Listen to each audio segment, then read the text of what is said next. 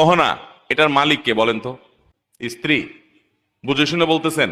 বউয়ের যে গহনা, তার যে অলংকার, স্বর্ণ, এগুলার মালিক কি বউ নিজে না স্বামী? এবার বলে স্বামী। কথা উল্টে গেছে। দেখেন, আপনারাই সন্দেহের মধ্যে পড়ে গেছেন। আমি যে গোজামিল বলছি, সাধে বলছি?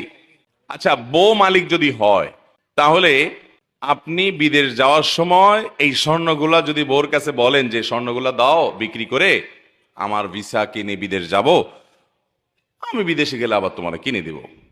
বউ যদি বলে যে স্বর্ণ যেহেতু আমার, আমি তোমাকে দেব না, কারণ কেউ আমার কাছ থেকে লোন চাইলেই কি আমি দিতে বাধ্য? আমার বিশ্বাস হয় না তুমি আবার কবে চাকরি করে টাকা কামায় আমার দিতে পারবা কি পারবা না, সরি আমি তোমাকে দিলাম না। কি বলেন, এ অধিকার মহিলাদেরকে দেওয়া হয়? কোন ফ্যামিলিতে আছে এটা? কোন মহিলা যদি এটা বলে, ওই ঘরের ভাত কি তার কপালে আর জুটবে? কি বলেন? তাহলে মহিলা মালিক কেমনে হইলো? একটু আগে না